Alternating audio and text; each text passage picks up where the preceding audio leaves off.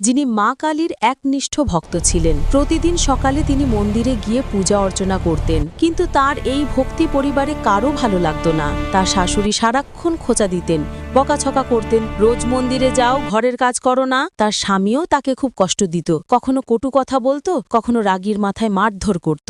বলতো, বাচ্চার খেয়াল রাখবে কে? তোমার এই পূজা পাঠের জন্য একদিন ঘর বাড়ি সর্বনাশ হবে। কিন্তু রাধিকা ভয় পাননি। তিনি সব সহ্য করেও প্রতিদিন মা কালীর মন্দিরে যেতেন। একদিন সেই আশঙ্কার ঘটনাই ঘটল। রাধিকা মন্দিরে চলে গেলেন, আর তার স্বামী রাগের মাথায় বাচ্চাকে একা রেখে কাজে চলে গেল।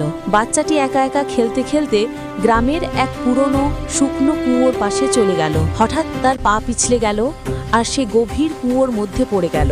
ভাগ্যক্রমে তার ঠাকুমা ঘটনাটি চোখে দেখলেন। তিনি ছুটে গিয়ে প্রতিবেশীদের ডাকলেন। কিছুক্ষণের মধ্যেই চারদিক ভিড়ে ভরে গেল, কিন্তু কেউ এই কুয়োর ভিতর নামার সাহস করল না, কারণ সেই কুয়োকে গ্রামের